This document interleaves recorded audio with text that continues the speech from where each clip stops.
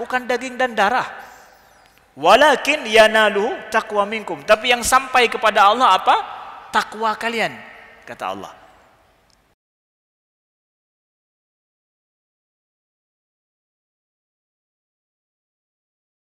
Bismillahirrahmanirrahim. Assalamualaikum warahmatullahi wabarakatuh.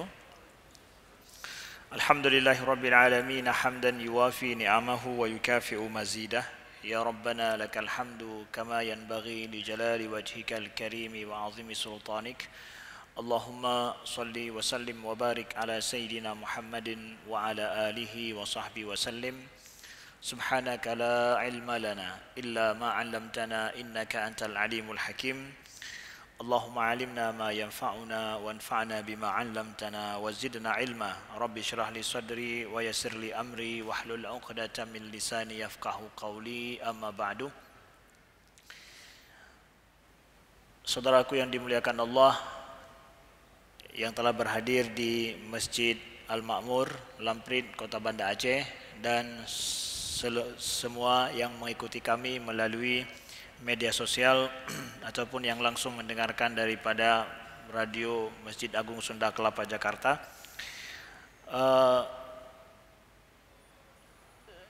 Dalam kondisi saat ini, kita pertama sekali adalah ingatkan untuk sama-sama kita meniatkan i'tikaf di masjid ini. Kemudian kita meniatkan menunggu salat setelah salat, dan juga kita menghadiri majlis ilmu. Mudah-mudahan niat ini bernilai ibadah adanya, karena kita masuk dalam 10 awal daripada bulan Zulhijjah. 10 awal bulan Zulhijjah adalah merupakan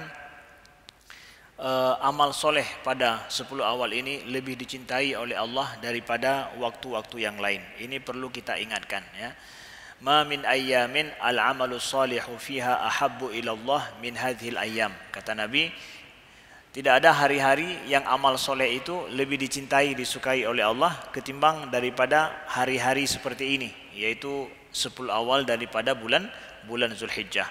Nah, kita masuk 10 awal bulan Zulhijjah ini, perbanyaklah amal soleh, ya. Amal soleh kita baik berupa membantu orang lain, kemudian bersedekah, kemudian juga kita memperbanyak puasa, ataupun kita memperbanyak salat sunnah, ya, juga membaca Al-Quran, serta memperbanyak zikir kepada Allah Subhanahu wa ta'ala. Ini di awal ingin kami ingatkan. Kemudian juga sama-sama kita berdoa, Allahumma shfi mardana wa mardal muslimin warham mautana wa mautal muslimin. Kita berdoa selalu Allah meringankan terhadap saudara-saudara kita yang sedang diuji dengan penyakit oleh Allah Subhanahu wa ta'ala, dan semoga Allah merahmati selalu saudara-saudara kita, keluarga-keluarga kita yang mungkin telah duluan mendahului kita. Mudah-mudahan mereka mendapatkan pahala syahid, dan juga secepatnya mudah-mudahan Allah ringankan beban ujian yang berat ini yang melanda dunia dan juga melanda negeri kita. Saudaraku yang dimuliakan Allah, apa yang ingin kita sampaikan, topik inti kita pada pertemuan kali ini adalah membahas tentang filosofi adha. Filosofi adha yang kami maksudkan di sini adalah bagaimana kita memahami ibadah adha ini dengan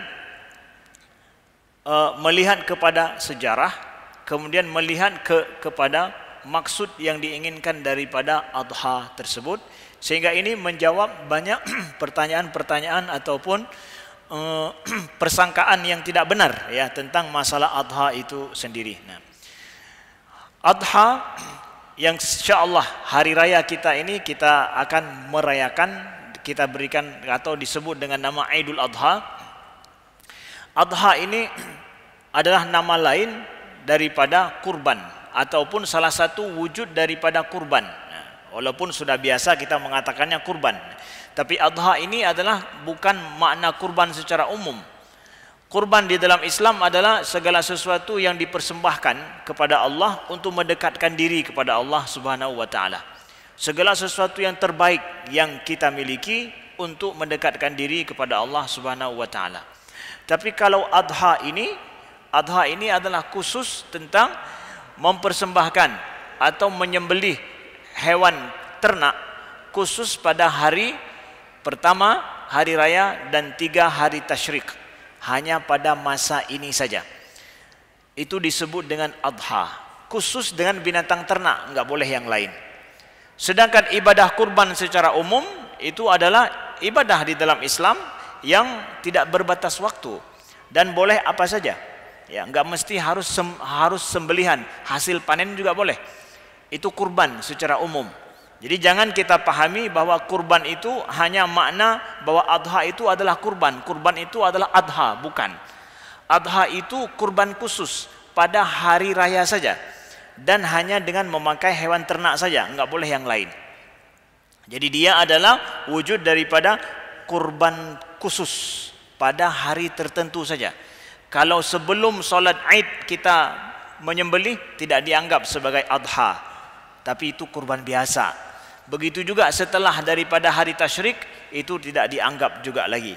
Jadi itu betul-betul pada waktu khusus. Nah, jadi adha ini ya, kita lihat bahwa ada para pakar yang mengkaji tentang masalah agama ya, termasuk adalah seorang pakar geografi dan juga antropolog dari Amerika yang bernama Jared Diamond. Dia banyak mengarang buku tentang permasalahan studi tentang masalah agama ya, dan juga mempelajari tentang sejarah-sejarah daripada bangsa-bangsa kuno. Ada buku dia yang terbaru juga yang berjudul adalah The World Until Yesterday, yaitu tentang masalah sejarah bumi sampai besok ya.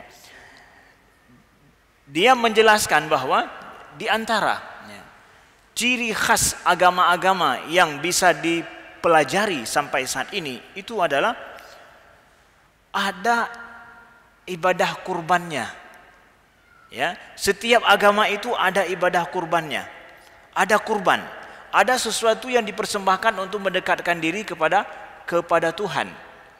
Itu ada hampir dalam semua agama dalam sejarah manusia.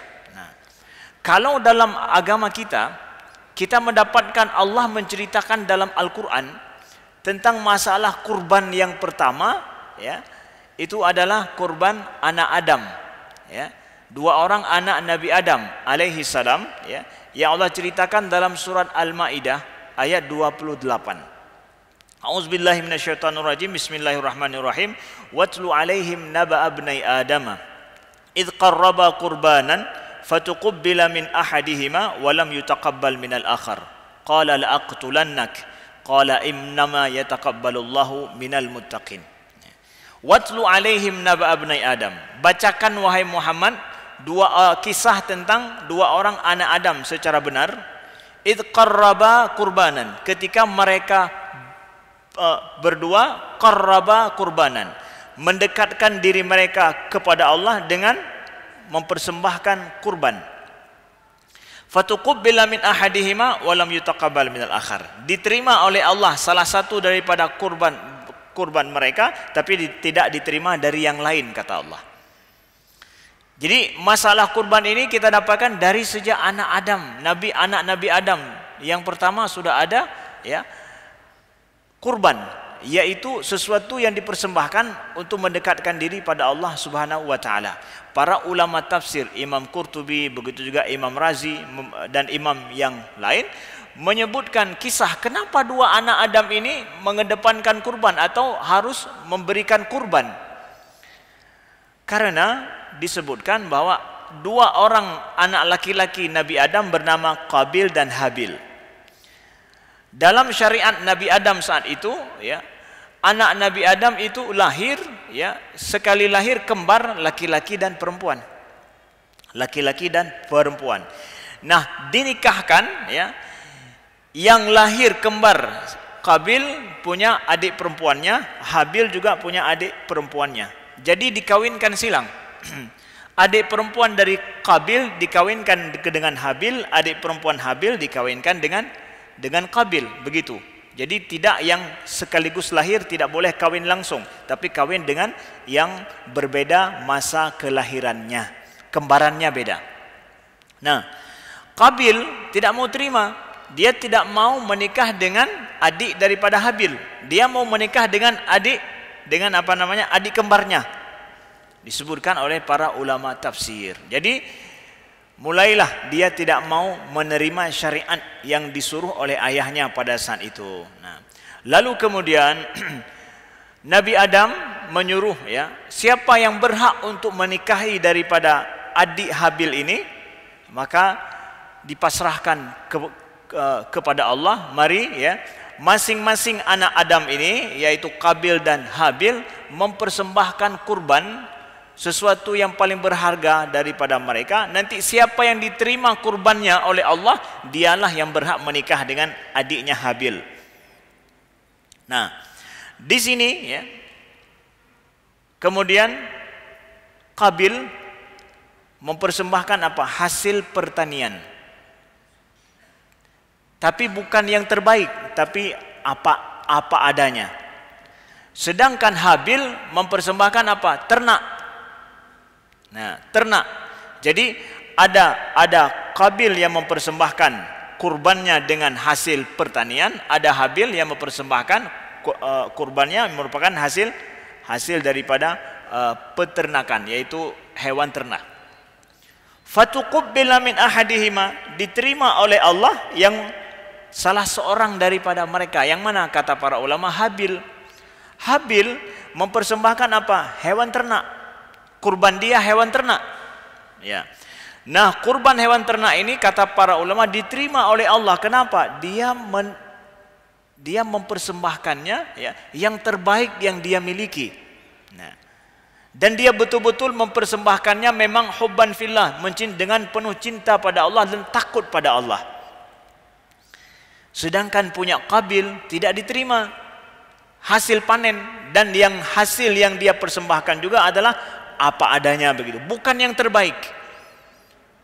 Lalu kemudian ketika Allah hanya menerima daripada Habil, ya, ada yang menyebutkan cara Allah menerimanya yaitu dengan tanda turunnya api dari langit, ya, kemudian memakan daripada kurban tersebut. Yang diambil oleh api ini hanya salah satu, yaitu kambing itu, yang sedangkan satu lagi tidak. Qabil pun marah. Kenapa punya saya tidak diterima oleh Allah? Kenapa punya kamu yang diterima oleh Allah? Dia marah kepada Habil. Kenapa punya kamu diterima, punya saya tidak? Maka Qabil menjawab, innama yataqabbalullahu minal muttaqin. Sesungguhnya Allah hanya menerima dari orang-orang yang bertakwa. Kurban ini persembahan terbaik daripada seseorang, ya, untuk mendekatkan diri kepada Allah. Ketakwaan kita lah kata kuncinya. Ya. Maka ketika diterjemahkan makna kurban ini dalam bahasa kita Melayu, bahasa Indonesia, disebut dengan korban. Terjadilah pergeseran makna dalam pemakaian kita hari-hari. Dari makna terbaik dari orang bertakwa, punya makna yang sangat positif, tidak ada negatif sedikit pun, menjadi makna negatif. Korban, hai korban. Ada makna positif di situ yang langsung terniat pada kita apa? Korban. Siapa mau jadi korban? Tidak ada yang mau jadi korban. Yang namanya korban pasti negatif. Ya. Padahal dia adalah terma agama. Itu istilah dalam agama kita. Sesuatu untuk mendekatkan diri kepada Allah. Sesuatu yang terbaik yang dipersembahkan oleh orang-orang yang bertakwa. Itulah kurban. Maka kurban itu adalah dari bahasa Arab, daripada karuba. Karuba itu dekat. Upaya pendekatan kita kepada Allah Subhanahu wa taala. Sudah ada sejak masa Nabi Adam, anak-anak Nabi Adam dulu. Nah, maka ini ibadah yang ternyata dalam sejarah kita dapatkan, ya. Walaupun sesat, ya, walaupun banyak praktek kurban sesat, ya, dalam sejarah manusia, karena mereka tidak memiliki petunjuk yang jelas. Maka banyak agama-agama, ya, agama-agama wasani atau agama yang menyembah yang sifatnya adalah agama syirik, yang tidak ada petunjuk daripada Allah. Ada yang namanya kurban, tetap ada. Praktek agamanya itu tetap ada kurban itu. Begitu kata sejarawan dan juga kaum antropolog menyebutkan demikian. Contoh misalkan, dalam praktek bangsa Aztec, Meksiko. Jadi dalam praktek agama mereka zaman kuno dulu itu, ya, Aztec, ya, mereka meyakini bahwa ya, matahari itu bersinar itu dengan darah manusia. Jadi supaya si matahari itu terus bersinar terang untuk bumi ini, maka setiap tahun harus ada darah manusia yang dikorbankan. Jadi mereka ada praktek mengorbankan manusia, darah manusia untuk itu. Nah, kemudian ada orang Inka juga. Orang Inka mereka juga ya mengorbankan manusia demi untuk apa? Demi untuk jauh daripada bencana. Jadi aneh ya, justru yang jadi korban manusianya. Ya, manusia jadi korban. Padahal korban yang pertama sekali anak Adam bukan manusia, tapi apa? Hasil panen, hasil ternak. Itu adalah merupakan usaha pertama, hasil pertama yang dibuat oleh manusia dari sejak Nabi Adam sampai hari ini. Itu adalah merupakan hasil kerja manusia dari zaman dulu sampai saat ini. Tidak ada namanya korban manusia. Tapi dalam agama kuno, agama yang sesat, agama yang tidak ada petunjuk daripada Allah, justru yang jadi korban mereka jadikan adalah manusia itu sendiri. Masa Fir'aun di Mesir begitu juga. Masa Fir'aun di Mesir ya, mereka mengorbankan seorang gadis cantik setiap tahun ke dalam sungai Nil. Ya. Demi apa? Demi untuk supaya tidak terjadinya banjir di sungai Nil. Satu. Yang kedua, demi untuk apa? Demi untuk supaya sungai Nil ini ya, selalu penuh, naik airnya sesuai dengan waktu masa mereka bercocok tanam. Jadi supaya tepat waktunya masa cocok tanam, kemudian juga airnya cukup. Nah, jadi mereka mengorbankan seorang gadis. Itu ya, masa Mesir kuno. Kemudian aneh lagi ya, pada masa Mesir kuno, masa Fir'aun ya, itu kalau ada satu raja Mesir yang meninggal, puluhan daripada pengawal dan orang yang selama ini menjadi yang menjadi orang dekat dengan Fir'aun itu ya, dengan raja Mesir, staf ahlinya kah, penasehatnya kah, kemudian kepala dinas yang dia angkat, itu semua harus dikuburkan bersama dengan dia. Yang menjadi lagi nya hana totem je kepala staf ahli mtirobe. Ya. Harus dikuburkan bersama dengan dia. Kenapa? Keyakinan mereka bahwa nanti supaya ada orang yang melayani dia di alam sono. Ya, di alam sananya, di alam kuburnya. Ada keyakinan agama mereka pada saat itu seperti itu. Manusia yang dikorbankan, yang masih hidup dikorbankan. Di Jepang juga begitu. Di Jepang, di sungai yang deras ya, supaya bisa mereka buat jembatan pada saat itu, kemudian juga supaya tidak menelan supaya airnya tenang, juga mereka mengorbankan. Ada seorang manusia yang dikorbankan supaya air sungai itu bisa seperti biasa dan mereka bisa buat jembatan. Nah, itu ya bentuk-bentuk daripada korban manusia yang ada dianut oleh kepercayaan agama yang tidak ada dapat petunjuk daripada Allah Subhanahu wa taala. Nah, lalu kita lihat di dalam Al-Qur'an Allah sebutkan kisah Nabi Ibrahim. Nah, sehingga ada yang bilang bahwa ini apa yang ada korban dalam ada binatang ternak yang dikorbankan dalam agama orang Islam, ini adalah tak jauh beda juga dengan apa yang ada pada zaman-zaman dulu yang ada korban-korban yang meminta darah. Ya, ibaratkan darah itulah yang paling penting ya daripada korban ini. Kita lihat Al-Qur'an dengan jelas menyatakan bahwa menapik bahwa bukan darahnya. Islam dalam masalah kurban, baik kurban adha, dengan jelas Allah dalam surah Al-Hajj menjelaskan la yanalallaha luhumuha wala dima'uha walakin yanaluhu taqwa minkum.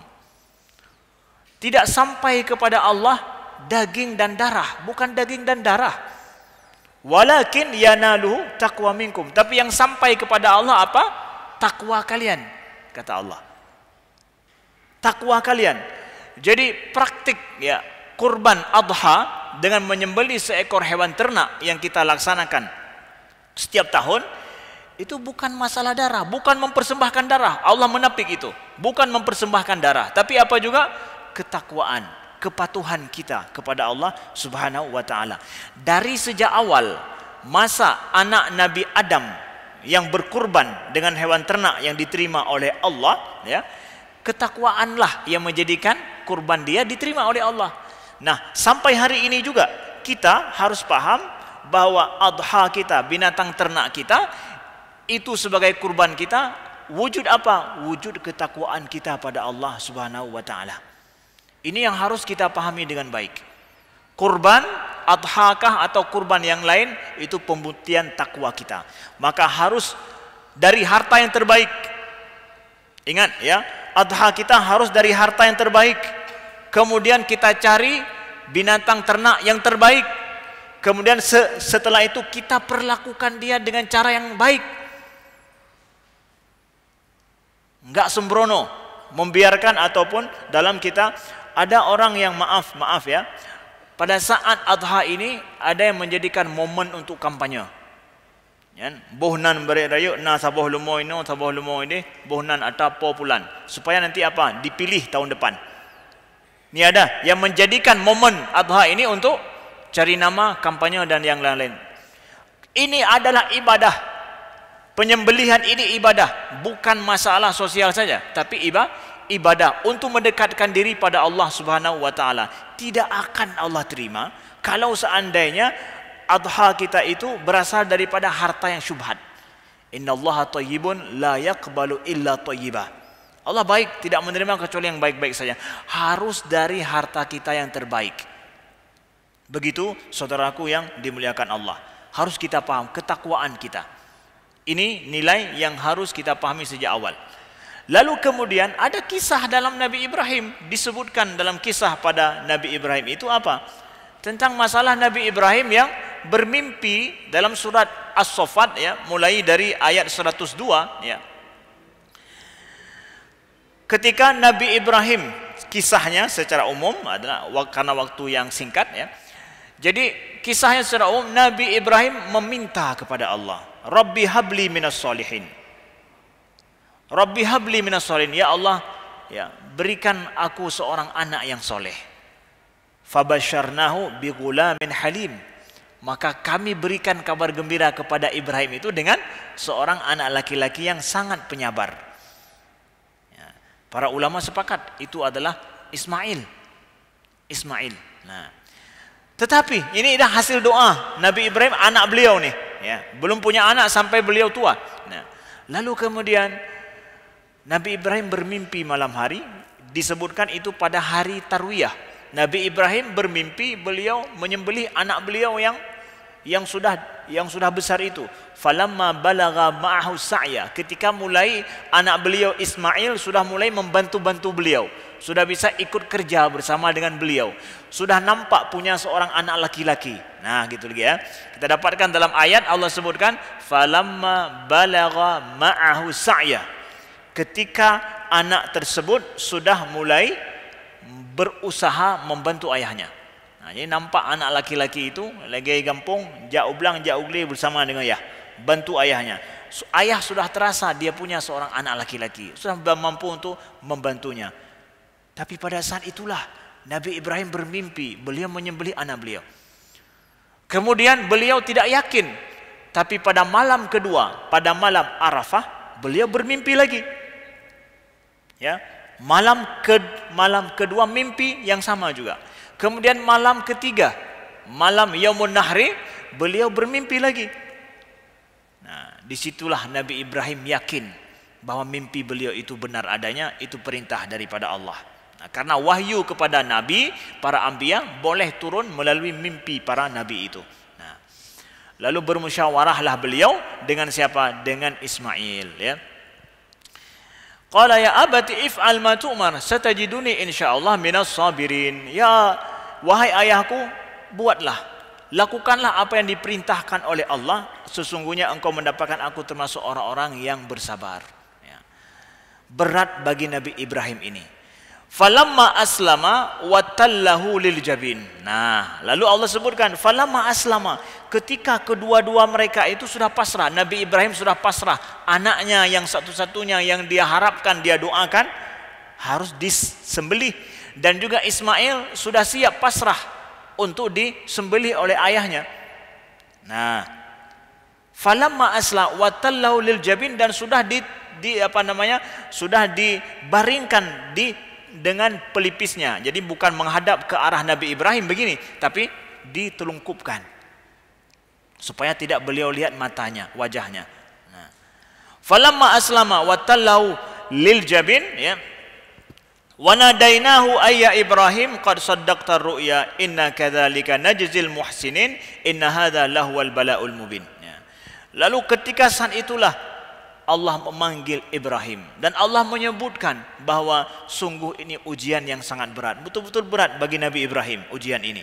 Nah, wa fadainahu bidzibhin azim, maka kami gantikan dengan sembelihan yang besar, yaitu kibash. Allah gantikan ketika Nabi Ibrahim menyembelih, pada saat itu Allah gantikan langsung dengan justru yang tersembelih bukan anak beliau, yang tersembelih justru adalah kibash, ya, yang besar, yang bagus sekali.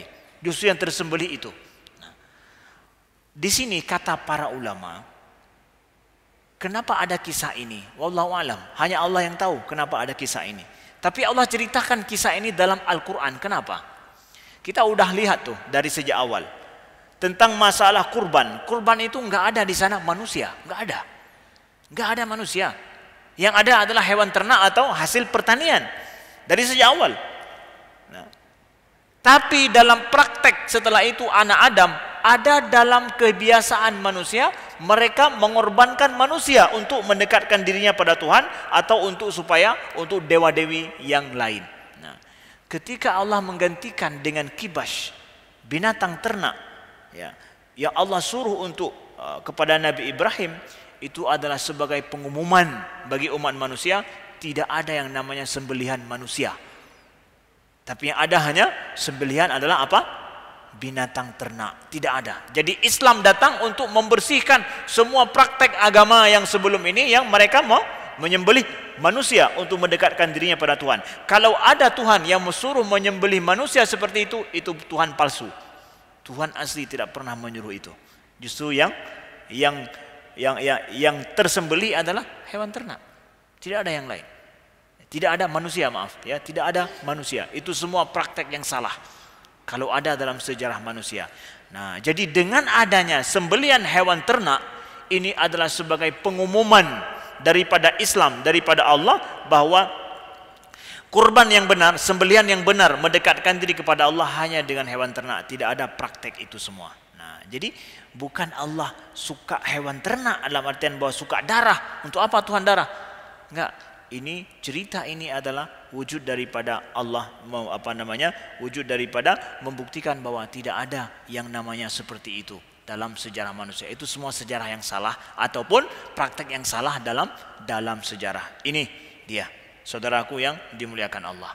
Nah, kurban yang semestinya kita pahami. Nah, lalu kemudian ada makna yang penting untuk masalah kurban ini yang mesti kita pahami bersama, khususnya adalah tentang masalah adha ini. Kurban adalah ibadah. Ibadah apa? Ibadah saya. Hikmah, kata para fuqaha, hikmah daripada adha tersebut, penyembelihan hewan kurban itu adalah pada hari raya itu adalah syukrullahi ta'ala ala ni'matil hayah. Kita mensyukuri Allah atas nikmat kehidupan. Nikmat kehidupan. Jadi bukan tunggangan untuk hari kiamat, nikmat kehidupan. Setelah pembuktian takwa kita pada Allah dengan harta yang terbaik, binatang yang terbaik, perlakuan kita yang terbaik, kita makan sedikit daripada itu, lain kita bagi. Ya. Di samping itu adalah takwa kepada Allah. Di samping takwa itu adalah wujud daripada syukur atas nikmat hidup sampai akhir tahun ini. Bulan Zulhijjah itu adalah bulan akhir tahun, bulan Hijriah. Nih mau tutup tahun kita. Ya. Maka oleh sebab itu akhir tahun kita memiliki kelebihan dan diberikan kehidupan yang layak oleh Allah, kehidupan yang menyegarkan oleh Allah sampai saat ini tidak ada kurang sesuatu apapun, alhamdulillah. Maka bersyukurlah kepada Allah dengan menyembelih seekor hewan kurban. Itu kita dapatkan para fuqaha menyebutkan seperti itu. Ya. Ulama-ulama fikih menyebutkan bahwa mensyukuri Allah atas nikmat hidup. Maka hari ini mohon kita pahami betul nikmat hidup. Dari tahun ke tahun. Setahun lalu, sudah setahun pandemi ini.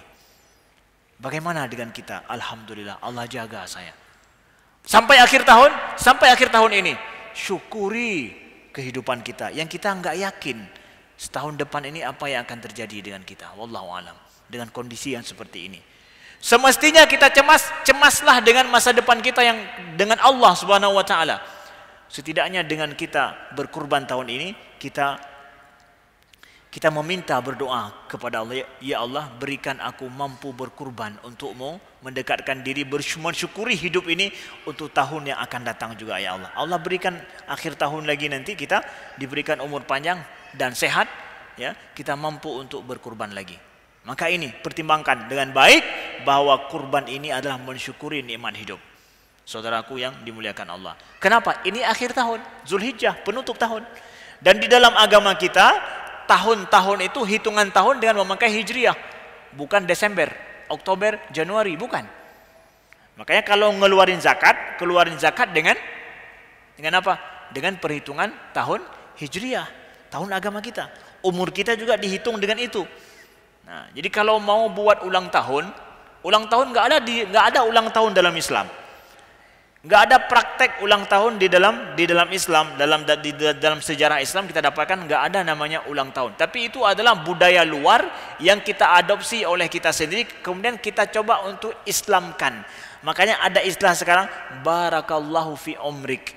Ada istilah itu nggak pernah ada dulu, jarang kita temukan dulu. Hari-hari ini sejak medsos saja, dunia medsos saja yang mempopulerkan barakallahu fi umrik. Sehingga sekarang sampai hari ini kalau ada ulama-ulama atau ustaz-ustaz kita atau orang-orang yang terkenal secara agama sudah sampai umurnya ulang tahun, kita rame-rame di medsos mengucapkan barakallahu fi umrik. Emangnya hadis itu? Emangnya ayat itu? Emangnya ada perkataan para ulama itu? Enggak ada itu. Ya, kita buat-buat aja. Tapi ulang tahunlah pada hari raya ini.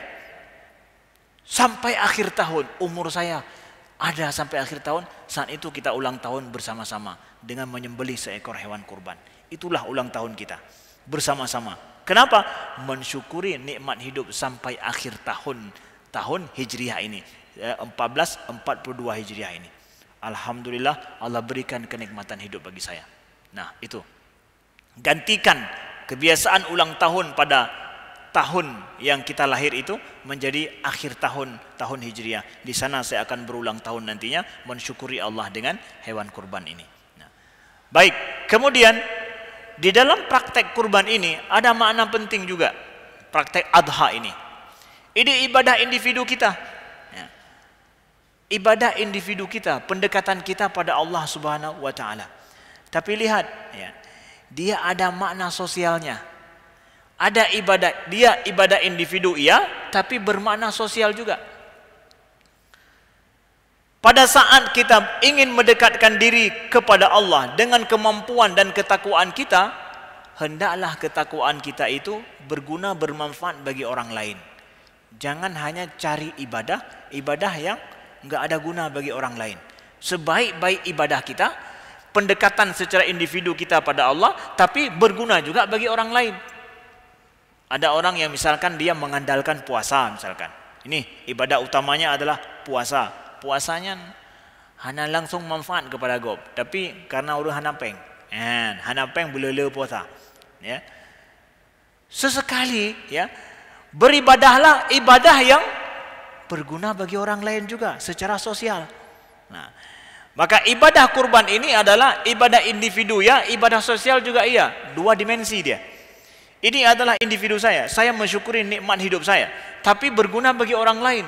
kita bagi orang lain, dimakan oleh orang lain, mempererat hubungan saudara kita. Makanya kurban itu atau adha itu kita bagi sebahagian untuk orang miskin, sebahagian untuk hadiah. Hadiah itu siapa? Yaitu orang-orang kaya atau orang-orang yang menjadi tetangga kita, walaupun bukan orang fakir, bukan orang miskin. Berikan itu. Sosial, makna sosial, bukan makna menutup kefakiran.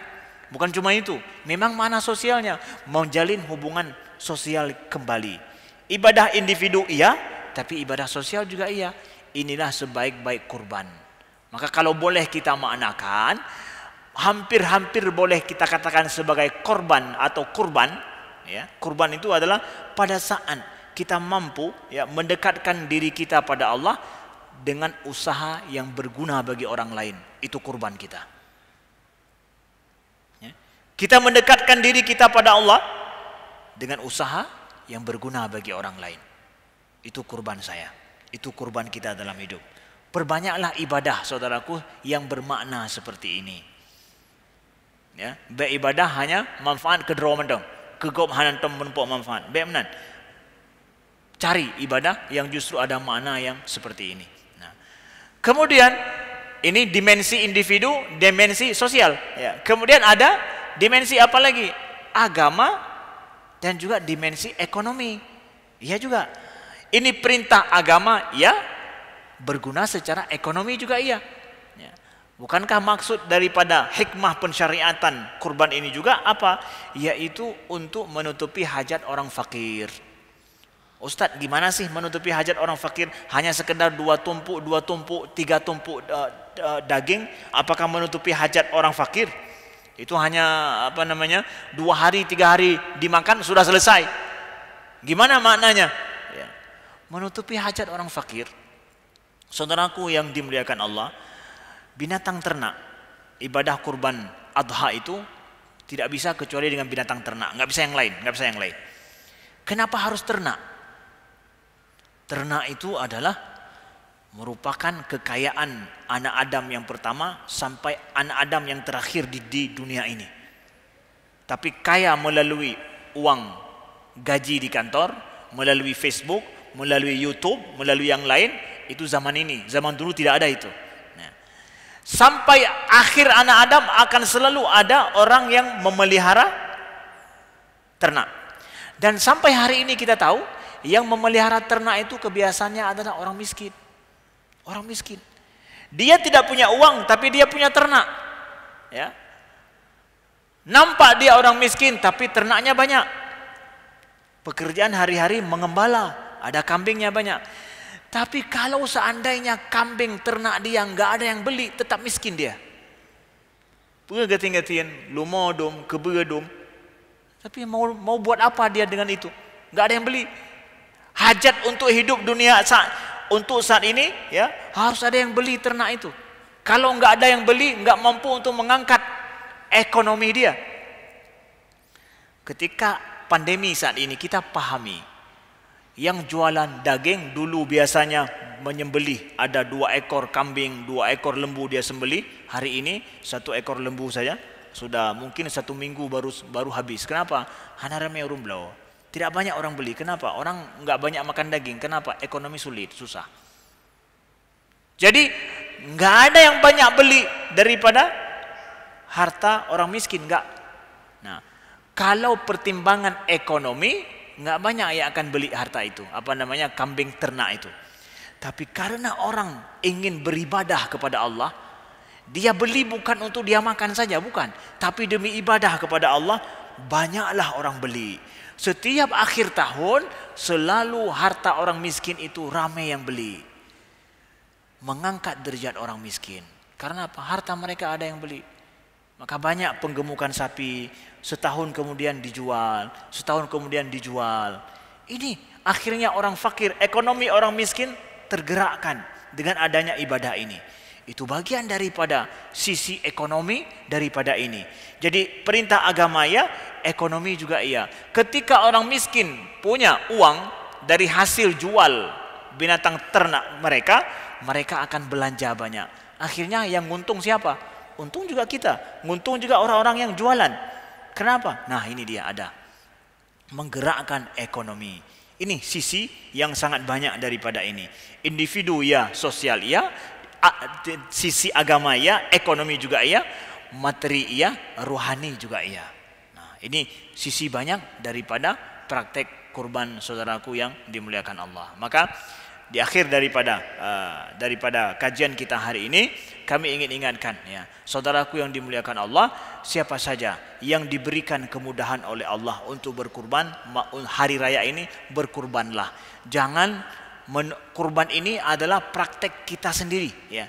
Sebaik-baik kurban kita lakukan sendiri, bukan diwakilkan pada orang lain. Kecuali kita tidak mampu menyembelihnya sendiri, baru kita wakilkan pada orang lain. Saat ini di tempat kita praktek kurban, nampaknya kalau panitia mau terima uang saya, mau terima kambing saya, baru kita praktek kurban. Kalau sudah tutup ini, hari ini udah nggak terima lagi, masjid ini nggak terima, kampung sudah nggak mau terima, menasah nggak mau terima. Ada orang yang bilang, saya nggak jadi kurban kali ini. Kenapa? Udah tutup. Siapa bilang tutup? Hari kurban saja belum. Orang nggak terima, beli sendiri. Beli sendiri, cari sendiri, sembelih sendiri. Kemudian kalau nggak sanggup untuk mencincang sendiri atau memperlakukan sendiri, bayar orang lain, tolong kuliti punya saya sebentar. Nggak sempat hari pertama, hari kedua, sampai hari keempat sekalipun. Hari keempat masih ada waktu untuk berkurban. Hari keempat, hari itu cari kambing, hari itu sembelih. Maka saya heran. Kami heran pada saat ini sudah ada yang bilang nggak jadi kurban. Kenapa? Nggak mau terima panitia. Itu ibadah kita. Panitia hanya untuk apa? Hanya untuk mempermudah ibadah kita. Karena sekarang kita buat bentuk panitia-panitia seperti ini untuk mempermudah kurban kita. Karena masih ramai orang yang malas untuk berkurban, mensyukuri nikmat Allah ini. Masih ramai yang malas. Makanya kita buat panitia-panitia ini untuk supaya apa? Mempermudah. Bek yoyo, nah kamu yang pubut. Dono tenang bereh mentang. Tanggung beres saja. Biasanya orang kalau dipermudahkan mau. Akan datang masanya nanti, insya Allah Taala, masjid nggak cari ataupun panitia kurban itu nggak cari lembu lagi, nggak cari hewan. Apa juga mereka hanya menantikan daging kurban. Kami akan menantikan daging kurban yang sudah siap diberikan tempat kami. Kami akan packing kemudian diekspor keluar atau dibawa ke daerah-daerah yang terpencil. Hanya itu tugas daripada panitia. Yang selebihnya lakukan sendiri, cari sendiri, lakukan sendiri. Itulah sebaik-baik cara melaksanakan kurban pada hari raya, saudaraku yang dimuliakan Allah. Maka dia nggak boleh digantikan. Kalau ada yang bilang pada hari ini, ada yang bilang, Ustaz, mana lebih baik kita beli tabung oksigen 30 dengan kita hanya sembelih seekor kambing? Kan oksigen lebih diperlukan saat ini, Ustaz. Nggak bisa digantikan. Kenapa? Tidak ada ibadah yang lebih baik dilakukan seorang mukmin, seorang muslim pada hari raya nanti ketimbang daripada menyembelih. Ya, begitu saudaraku yang dimuliakan. Tidak bisa digantikan karena inilah ibadah. Mau tabung oksigen bantu saudara kita, bantulah. Tapi jangan mencoba untuk mengatakan bahwa ini lebih baik, itu lebih baik. Tidak, ini ibadah kita. Pada hari tersebut inilah yang paling diinginkan. Nah, begitu saudaraku yang dimuliakan Allah, mudah-mudahan berguna dan bermanfaat. Mohon maaf atas segala kekurangan. Subhanakallahumma wa bihamdika asyhadu an la ilaha illa anta astaghfiruka wa atubu ilaika. Wassalamualaikum warahmatullahi wabarakatuh.